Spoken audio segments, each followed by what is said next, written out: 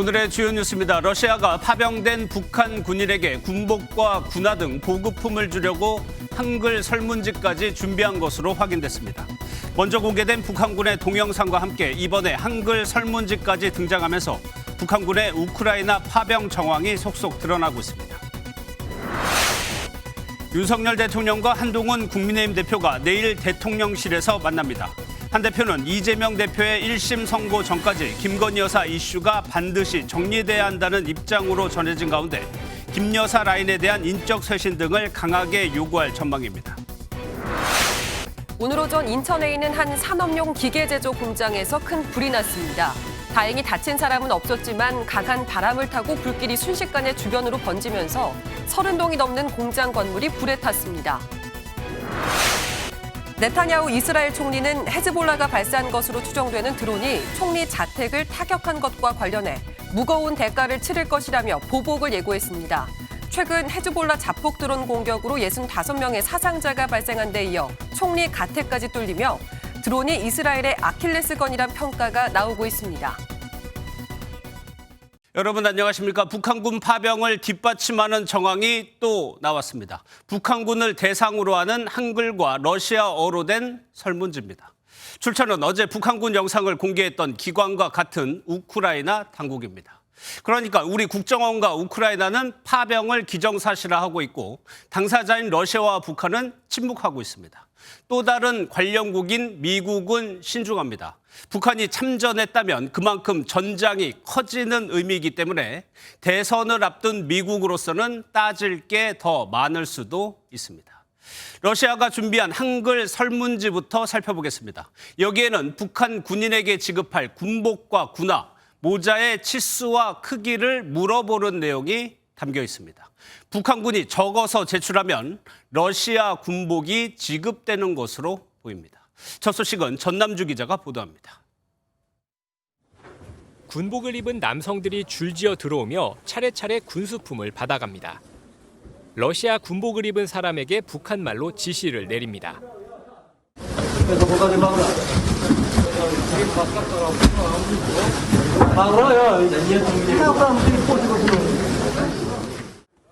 이처럼 파병된 북한 군인에게 보급품을 지급하는 과정에서 러시아는 한글 설문지까지 준비한 것으로 전해졌습니다. CNN이 입수한 설문지엔 한글로 모자 크기, 체복 군복 치수와 구두 문서를 작성해 주세요라는 글과 함께 러시아어로도 같은 내용의 안내가 적혀 있습니다. 러시아식 군복 치수 항목에는 2, 3, 4 등의 숫자가 적혀 있고 그 옆에는 162부터 168 등 해당 치수에 맞는 신장이 안내됐습니다. 북한 군인이 자신의 신장이나 북한식 군복 치수를 공란에 표시해 제출하면 이에 맞게 러시아 군복이 지급되는 것으로 보입니다. 러시아는 북한 군인이 러시아어를 읽거나 이해하지 못하기 때문에 한글 설문지를 준비한 것으로 추정됩니다. 이번에 공개된 한글 설문지는 북한군 파병 사실을 뒷받침하는 또 하나의 증거가 될 것으로 보입니다. MBN 뉴스 전남주입니다. 백악관에 이어 미국 국방장관도 북한군 파병에 우려를 나타냈습니다. 하지만 공통적으로 확인할 수 없다와 사실이라면이라는 전제를 달며 신중한 입장을 보였습니다. 북한군 파병의 증거로 제시된 영상들도 시점과 장소 등을 명확히 확인하기까지는 시간이 걸릴 것으로 보입니다. 이어서 이기종 기자입니다. 한 텔레그램 채널에 올라온 짧은 영상입니다. 병사들이 줄지어 군사기지에 들어가는 모습이 담겼는데 우리말이 들립니다. 해당 기지가 러시아 연해주의 훈련소로 보인다는 전문가의 분석도 나왔습니다. 하지만 출처와 촬영 시점, 장소 모두 불분명합니다. 북한군 파병의 직접 증거로 볼 수 없는 이유입니다. 미국 정부도 신중한 태도를 보이고 있습니다. 이탈리아에서 열린 G7 국방장관 회의에 참석한 로이드 오스틴 미 국방장관은 우려를 표하면서도 북한군 참전 보도를 확인할 수 없다고 밝혔습니다. I can't confirm those reports at this point in time. It's something that we will certainly continue to investigate. If that is the case, it's serious, obviously. 앞서 마르크 루이터 나토 사무총장도 북한군 참전 보도에 대해 확인할 수 없다고 말했습니다. 북한군 참전이 공식 확인될 경우 미칠 파장을 고려한 것이라는 분석입니다. 북한군이 러시아군의 전력 강화에 결정적 변수가 될 것이라는 전망과 후방 지원에 국한돼 제한적일 것이라는 의견이 엇갈리는 가운데 나토군 파병론이 제기될 가능성도 있습니다. 러시아 당국도 우리 국정원의 발표와 잇따르는 보도에 대해 공식 반응을 내놓지 않고 있습니다. MBN 뉴스 이기종입니다. 북한은 오늘도 파병에 대한 언급을 하지 않았습니다. 대신 새로운 대북제재 감시기구가 출범한 것에 대해 대가를 치를 것이라고 위협을 이어갔습니다. 이 내용은 연장현 기자가 보도합니다. 지난 16일 한미일 등 11개 국가가 새로운 대북제재 감시기구인 다국적 제재 모니터링 팀을 출범했습니다. 해당 기구는 유엔 안보리 상임이사국인 러시아의 거부권 행사로 임기가 끝난 대북제재 전문가 패널을 대신해 앞으로 유엔 대북제재 결의 위반이 의심되는 상황들을 조사하게 됩니다. 핵미사일 도발, 러시아와의 불법적인 무기 거래 등 여러 분야에서 북한의 안보리 결의 위반 활동이 지속. 새로운 대북제재 감시기구의 등장에 북한이 불편한 기색을 숨기지 않았습니다. 최선희 북한 외무상은 담화문을 통해 대북제재기구의 존재 명분과 목적은 철저히 불법적이고 비합법적이라고 주장했습니다. 이어 미국의 상습적인 불량 행위에 엄중한 우려와 유감을 표시한다면서 가담한 나라들은 반드시 대가를 치르게 될 것이라고 위협적인 발언을 서슴지 않았습니다. 또 평양 상공 무인기 침투 주장에 대해서는 한국의 범죄 행위이며 미국이 응당 책임을 질 것이라는 등 미국 책임론을 제기하기도 했습니다. 큰 틀에서는 미국 패권주의에 대한 반발이지만 좀 구체적으로는 대북 제재의 부당성 그리고 무인기 사건의 미국 책임력을 부각시키면서 하지만 북한은 이번에도 우크라이나 전쟁 북한군 파병 의혹에 대해서는 일절 언급하지 않았습니다. MBN 뉴스 연장현입니다. 북한군 파병과 관련해 좀 더 짚어보겠습니다. 외교안보팀 김세희 기자 나와 있습니다. 어서 오세요. 예. 먼저 미국 상황부터 볼게요. 신중한 태도를 보이고 있는데 왜 정보들을 공개하지 않고 있을까요? 앞선 리포트 보셨듯이 미국의 현 입장은 확인해 줄 수 없다를 계속 밝히고 그렇죠. 있습니다. 미국이 수집하는 정보량 굉장히 압도적일 것이라는 게 모두가 암묵적으로 동의하고 있는 거죠. 전문가들은 미국의 경우 명확한 증거를 확보한 후에 발표를 하는 성향이 있다고 합니다. 정보를 다루는 미국의 국가정보국이 중앙정보국 등 18개 정보기관에 많은 정보를 수집하기 때문에 시간이 걸린 탓도 있겠죠. 다양한 정보기관이 논의를 하기 때문에 신속성은 우리나라보다는 조금 떨어질 수 있다는 게 분석입니다. 예, 취합과 검증에 좀 시간이 필요하다 이런 취지인 것 같아요. 그러면 국정원이 공개한 그 증거를 보면 그중에 하나가 위성 사진이었습니다. 네. 그런데 이걸 두고 좀 말이 나오고 있어요? 네, 국정원이 사진부터 정보 입수 경로라든지 정확한 그 확인 방식을 공개한 게 상당히 이례적이기 때문입니다. 국정원은 국가 안보와 관련된 업무를 하는 곳이기에 보안과 기밀을 아주 중시합니다. 때문에 내부 일부에서는 기밀 자료를 언론에 공개한 걸 두고 조금은 성급했다는 지적이 나오고 있는 것으로 알려졌습니다. 물론 지난 6월 러북 군사조약이 국제사회에 큰 충격을 안겨줬고 최근 북한의 대남 도발 수위도 높아지고 있습니다. 이 사실을 알림으로써 국제사회와의 긴밀한 공조를 강조할 수 있는 효과도 가질 수 있다는 측면이 있습니다. 그러나 젤렌스키 우크라이나 대통령이 국제 지원 유도를 위해 정보를 과장하고 있다는 지적도 있는 만큼 보다 정밀한 정찰 정보 활동을 통해 판단을 해야 한다는 목소리도 있습니다. 예, 그 북한군요. 특수부대로 알려진 북한군이 실제 투입이 된다면 무슨 일을 하는 겁니까? 실제 전투를 하는 겁니까? 네. 파병된 북한군의 전쟁 수행 능력이 있냐 없냐에 대해서도 얘기가 좀 많이 나오고 있습니다.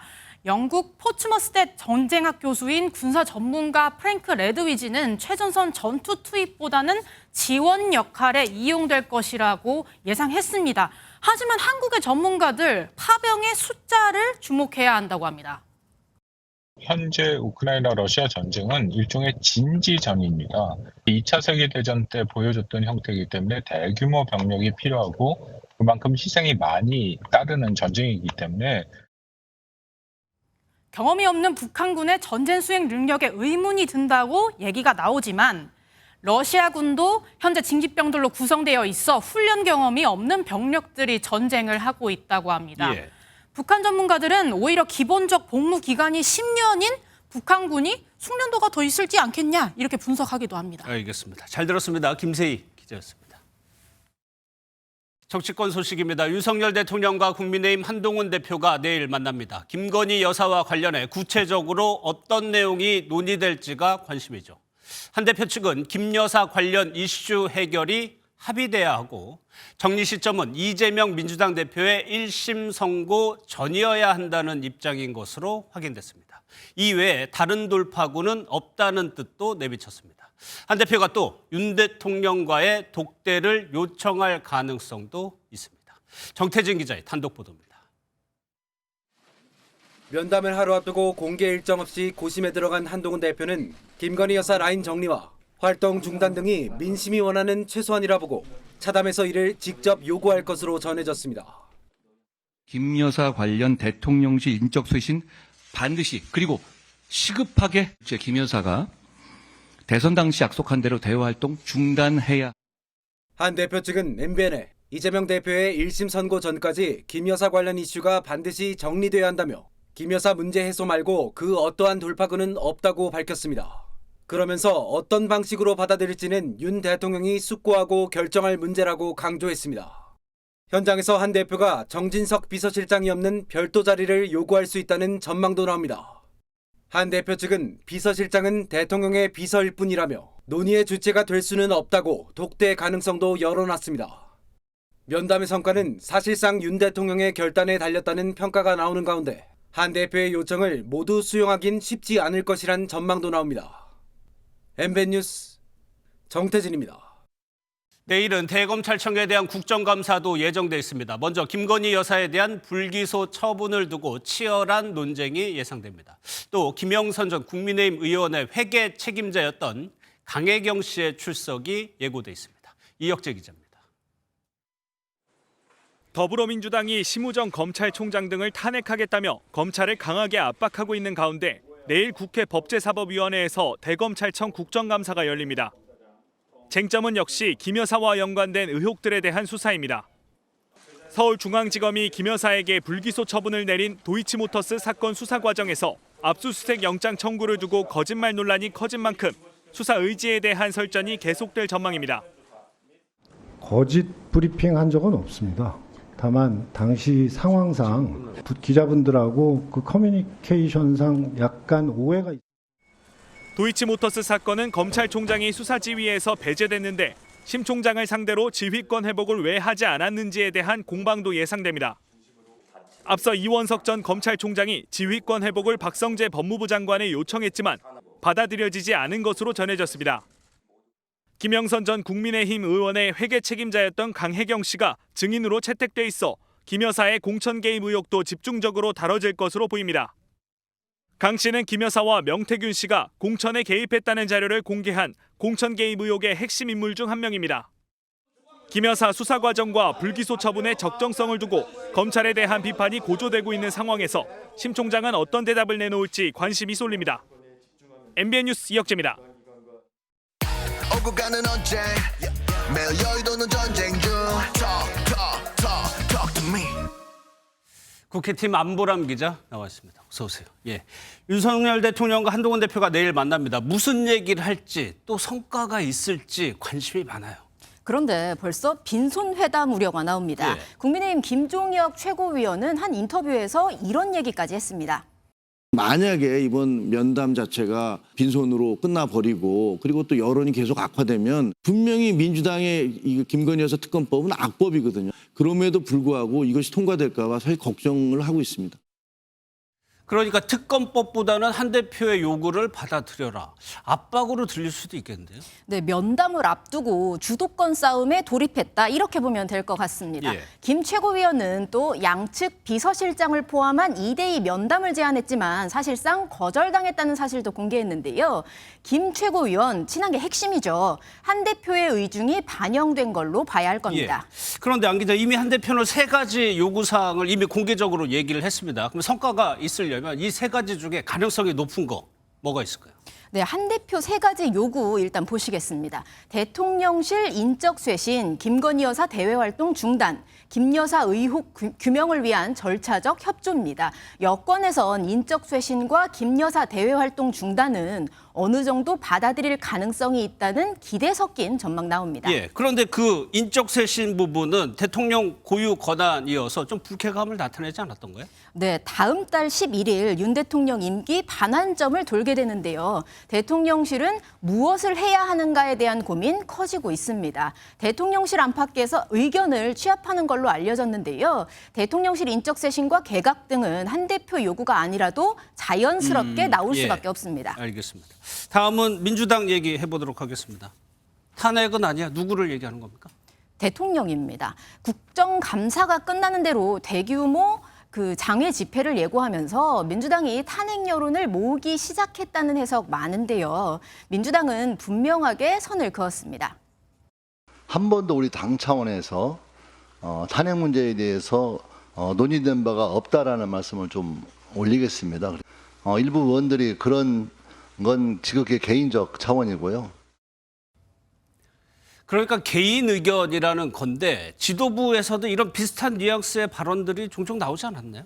네, 최근 들어 2016년 박근혜 전 대통령 탄핵 당시가 떠오른다는 민주당 출입 기자들 늘고 있습니다. 예. 그런데 오늘 민주당 수석 대변인 이런 논평을 냈습니다.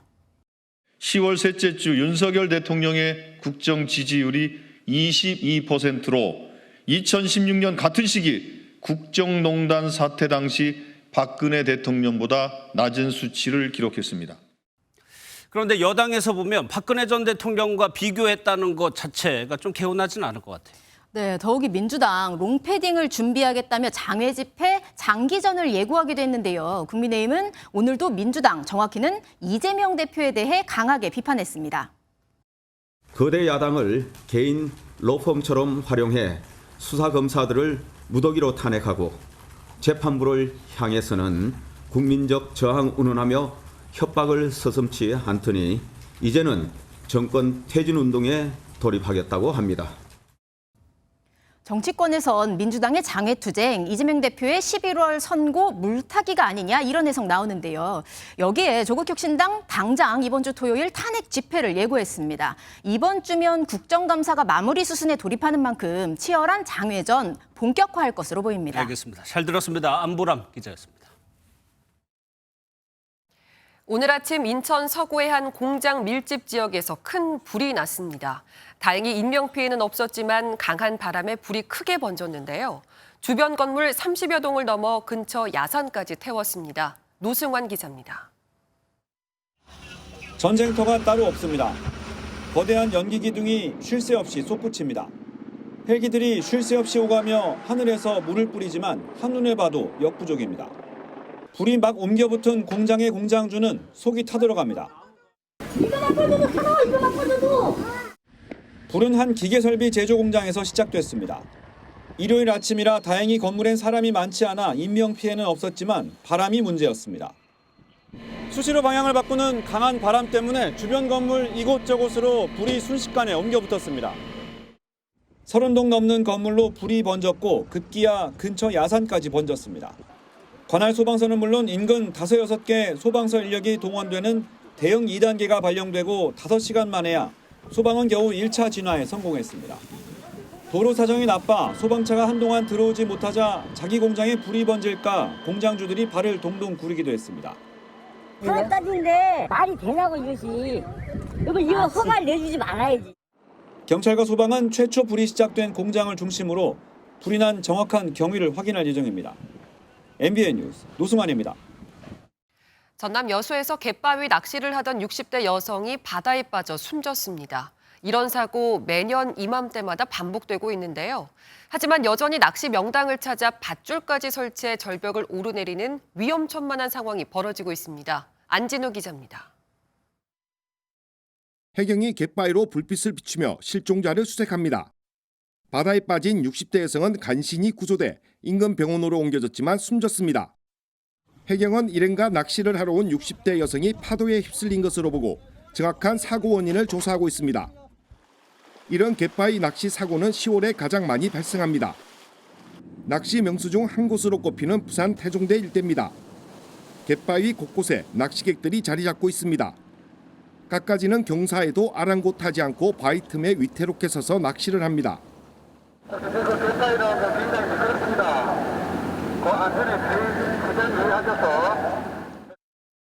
갯바위 곳곳에서 이동줄이 발견됩니다.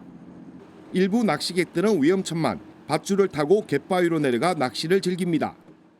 이 밧줄을 누가 언제 설치했는가도 모르고 사갔는지 그 안전성을 또 보장할 수가 없습니다.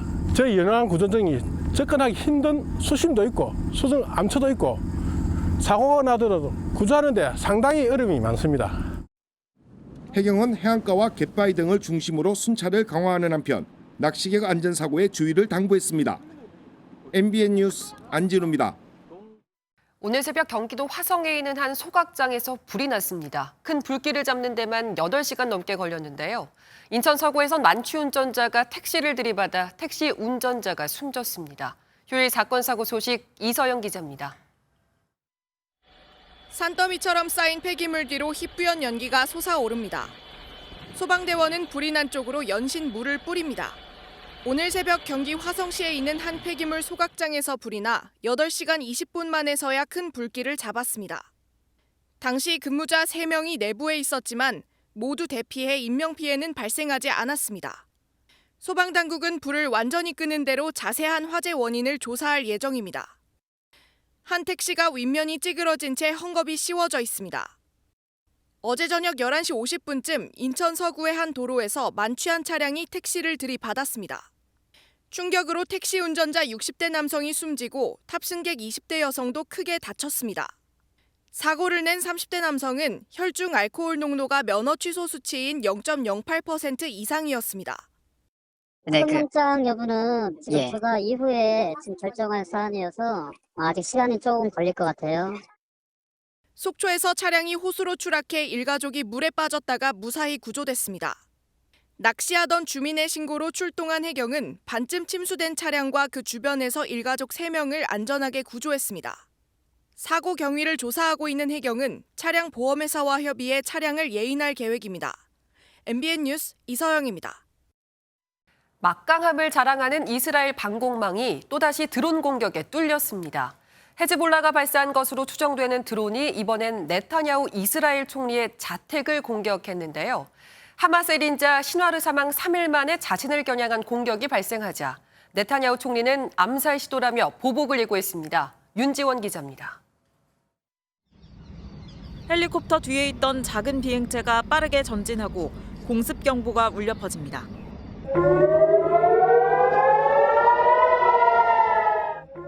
헤즈볼라가 발사한 것으로 추정되는 드론 한 대가 이스라엘 방공망을 뚫고 들어와 네타냐후 총리의 자택이 있는 이스라엘 카이사레아를 타격한 겁니다.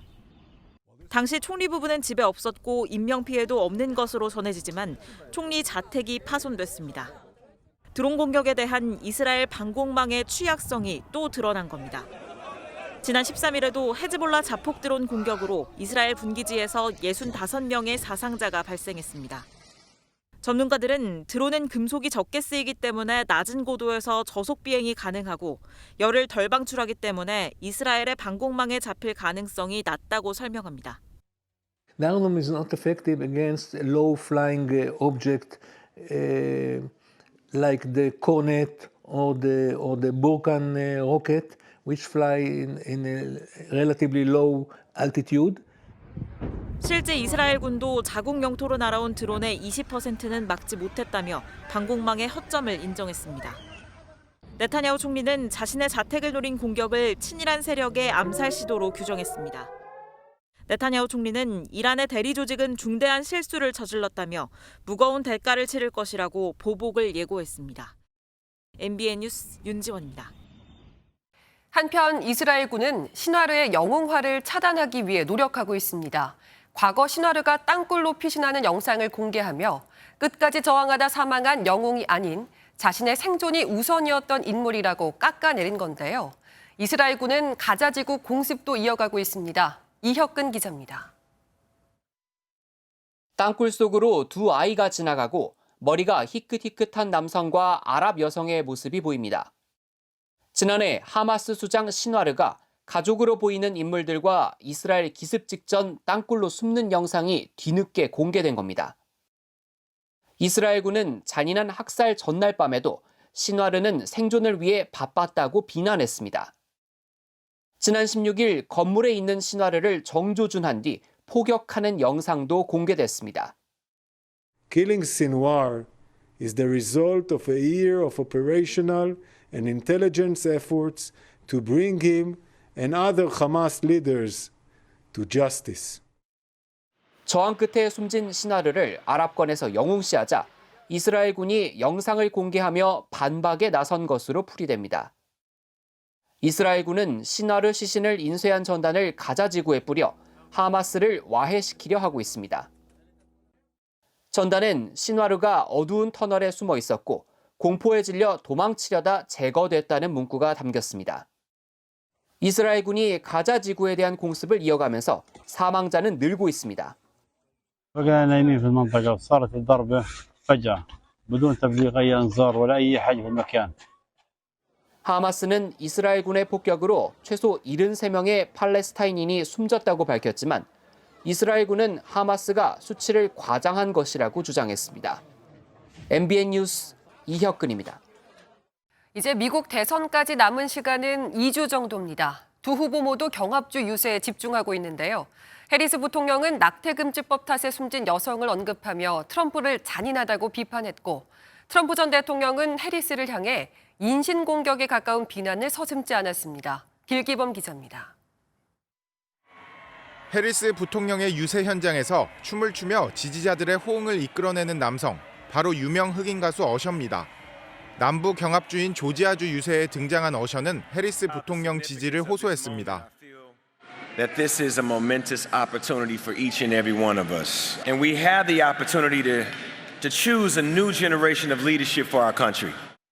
이 자리에서 해리스 부통령은 낙태 금지법 탓에 치료가 지연돼 숨진 조지아주 출신 여성 앰버 니콜 서먼을 언급하며 트럼프 전 대통령을 직격했습니다. 트럼프 대통령 재임 당시 보수 성향의 대법관들을 임명해 연방 대법원이 낙태권을 보장하는 로데 웨이드 판결을 폐기한 점을 상기시켰습니다. 이후 트럼프 전 대통령은 서먼 유족의 기자회견 소식에 시청률이 안 나올 것이라고 비꼬기도 했습니다. He belittles their sorrow, making it about himself and his television ratings. It is cruel. 역시 경합주 유세에 나선 트럼프 전 대통령도 해리스 부통령은 조 바이든 대통령보다 멍청하다며 인신공격성 발언을 이어갔습니다. So you have to tell Kamala Harris that you've had enough, that you just can't take it anymore. We can't stand you. You're a shit vice president. The worst. 또 바이든 대통령과 정반대로만 한다면 최고의 외교 정책을 편 대통령이 될 것이라며 현 정부의 외교 정책도 비판했습니다. MBN 뉴스 길기범입니다. 아침 공기가 부쩍 차가워졌죠. 이렇게 가을이 깊어갑니다. 오색 단풍과 은빛 갈대가 산과 들을 물들이고 햅쌀을 품고 있는 들녘도 황금빛 절정을 이루고 있는데요. 눈부신 가을 풍경을 강진우 기자가 담아왔습니다. 태백산맥의 마지막 봉우리인 합천 황매산의 억새가 장관을 이룹니다. 스산하게 부는 가을바람에 몸을 맡긴 억새는 덩실덩실 춤을 춥니다. 황매산 억새는 방탄소년단의 뮤직비디오와 각종 드라마의 배경으로 소개되며 외국에서도 인기를 끌고 있습니다. 황매산이 억새평원은 우리나라 최대 평원이지 않습니까? 너무 마음이 확 트이고 그야말로 날아갈 것 같은 그런 기분이 들고 있습니다. 들판에는 핑크뮬리의 명성이 자자합니다.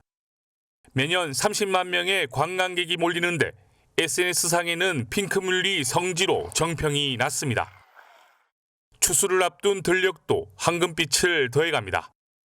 허수아비가 보초를 서 있는 농길을 따라 걷기만 해도 근심과 걱정이 사라집니다.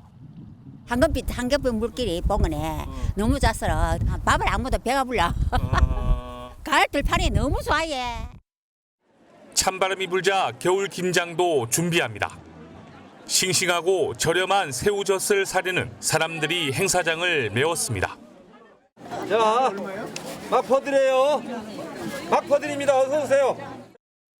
네, 김치가 새우젓을 넣으면 굉장히 시원하고 맛있어요. 예, 그래서 새우젓을 넣습니다. 설악산에서 시작된 단풍 절정은 지리산, 속리산, 북한산 등의 순으로 다음 달 초까지 이어지겠습니다. MBN 뉴스 강진우입니다. 요즘 달리기가 대세죠. 중국에서는 사막에서도 마치 러닝크루처럼 안정적으로 달리는 이족 보행 로봇이 공개됐습니다. 휴머노이드 로봇이 일상에 한층 더 가까워졌다는 평가가 나옵니다. 고정수 기자입니다. 중국 기업 로봇에라가 공개한 이족 보행 로봇 스타원입니다. 맨발로 포장도로를 달리던 로봇은 돌이 가득한 황무지나 초원도 거뜬히 뜁니다. 운동화를 신고선 사람들과 마치 러닝크루처럼 달립니다. 탑재된 인공지능이 지형을 실시간으로 분석하면 이에 맞춰 관절이 사람처럼 부드럽게 움직이도록 설계됐기 때문입니다. 안정적 이동이란 이족 보행 로봇의 난제를 해결하면서 로봇을 일상생활에서 널리 쓰기 위한 기술이 한층 성장했다는 분석이 나옵니다. 爬行的机器人上面的各种各样的机器人都可以用这个聪明的大脑，像室内的场景、室外的场景、工业的场景、家庭的场景、教育的场景、养老的场景等等。 인간처럼 사고하고 행동하는 휴머노이드 로봇 시장 규모는 2035년 50조 원 이상이 될 것으로 예측됩니다. 우리 정부는 2027년까지 휴머노이드 기술 경쟁력을 세계 최고 수준으로 끌어올리며 로봇을 비롯한 신산업 성장 동력을 확보할 계획입니다. MBN 뉴스 고정수입니다. 대출 규제로 서울 아파트값 상승세는 꺾이고 있지만 강남이나 여의도 재건축 단지들은 신고가 행진을 이어가고 있습니다. 정비 사업이 탄력을 받을 것이라는 전망이 나옵니다. 이승우 기자입니다. 내년에 재건축 조합 설립을 앞둔 서울 영등포구의 한 아파트 단지입니다. 전용 면적 175제곱미터가 이달 초 43억 5천만 원에 거래돼 직전 고점을 넘어섰습니다. 2달 전 같은 면적이 40억 원에 거래된 것에 비하면 3억 원 넘게 오른 겁니다. 신고가 다 갱신해버렸잖아요. 5, 6억씩 다 올라고. 개발 앞두고 이제 투자로 사시는 거죠. 강남구에서도 음마아파트 전용 84제곱미터가 29억 5천만 원에 거래되며 최고가를 경신했습니다. 정부와 서울시가 정비 사업의 속도전을 예고하면서 기대감이 반영됐다는 해석입니다. 10월 2주차 서울 아파트 값은 0.11% 오르며 지난주 대비 상승폭을 키웠습니다. 대출 규제 등으로 매수 심리가 위축됐지만 사업성이 좋은 재건축 단지 위주로 거래가 이뤄져 상승세를 이끌었습니다. 치솟던 공사비 상승세가 다소 꺾이면서 업계에선 멈춰섰던 사업장들이 속속 재개될 것이란 기대감도 나옵니다. 입지가 좋은 그 강남권이나 여의도 지역들의 재건축 같은 경우에는 지금 정도의 금액에 매입을 해도 추후에 그만큼의 가치가 있다라고 판단하는. 하지만 수도권 일부와 지방의 재건축 수익성은 여전히 불확실한 탓에 재건축에서도 양극화 현상은 심화할 전망입니다. MBN 뉴스 이승훈입니다. 쌀은 쌀인데 전분 구조가 밀과 비슷한 가루쌀이라는 게 있습니다. 밀가루처럼 재분하기 쉬워 빵이나 과자를 만드는 데 쓸 수 있는데요. 이 가루쌀이 널리 보급되면 국산 쌀 소비량을 늘릴 수 있을 텐데 문제는 수입 밀가루보다 비싸다는 점입니다. 최근 가루쌀 식품을 최대 반값에 파는 행사가 열렸는데 소비자들 반응 좋았습니다. 이승민 기자입니다. 서울의 한 대형 마트에 국산 가루쌀로 만든 다양한 제품이 진열돼 있습니다. 라면과 국수는 물론 가루쌀 과자와 식물성 음료까지 눈에 띕니다. 음료뿐만 아니라 쌀로 만든 팥빵과 고추장 그리고 부침가루까지 다양한 제품들이 판매되고 있습니다. 지금까지 개발된 가루쌀 식품들로 올해로 30개 회사가 정부 지원을 받아 77종의 제품을 출시했습니다. 문제는 수입 밀가루로 만든 식품보다 가격이 높다는 겁니다. 가루쌀 제품이 늘어감에도 소비자들의 호응을 얻지 못하자 정부가 할인 행사에 들어갔습니다. 가루쌀 라면과 과자, 음료 등을 최대 반값에 판매하는데 주말에는 시식 행사도 병행합니다. 가격 부담이 줄자 소비자들의 반응은 긍정적입니다. 제가 빵 많이 하거든요. 시식해보니까 진짜 맛있어요. 쌀로 만든 거라 마음 놓고 먹어도 될 것 같아요. 라떼 등 국산 가루쌀로 만든 음료를 직접 맛볼 수 있는 카페도 늘고 있습니다. 진한 우유 느낌인데 쌀로 만드는 게 되게 신기한 것 같습니다. 거의 알레르기를 유발하지 않고 또 소화가 잘 되는 특징이 있습니다. 깔끔하고 또 고소한. 정부는 가루쌀 재배 면적을 넓혀 공급 단가를 낮추고 가루쌀로 만든 식품도 120여 종까지 늘린다는 계획입니다. MBN 뉴스 이승민입니다. 북서쪽에서 찬 공기가 내려와 날이 부쩍 추워졌습니다. 설악산에서는 올가을 첫눈도 내렸는데요. 어제 저녁부터 내리기 시작해 오늘 아침까지 눈이 내렸지만 바람이 강하게 불어 1cm 정도만 쌓였습니다. 내일 아침 출근길에도 옷차림 따뜻하게 입고 나오셔야겠습니다. 서울의 아침 기온 10도로 오늘과 비슷하겠고요. 경기 북부와 강원 내륙과 산지는 5도 안팎까지 떨어지면서 오늘보다 더 춥겠습니다. 내일은 전국이 대체로 흐리겠고요. 오후부터 남부지방과 제주도에 비가 내리기 시작해 모레인 화요일에는 전국으로 확대되겠습니다. 모레까지 제주도에 많게는 120mm 이상, 남해안에도 80mm가 넘는 많은 비가 예상되고요. 서울 등 그 밖의 지역에도 최고 40에서 60mm의 비가 내리겠습니다. 내일 낮 기온은 오늘보다 2도에서 6도가량 높겠습니다. 중부지방 서울과 대전 20도, 남부지방 광주의 낮 기온 22도, 부산은 24도까지 오르겠습니다. 비는 수요일 아침에 대부분 그치겠고요. 목요일에는 서울의 아침 기온이 6도까지 뚝 떨어지겠습니다. 날씨였습니다.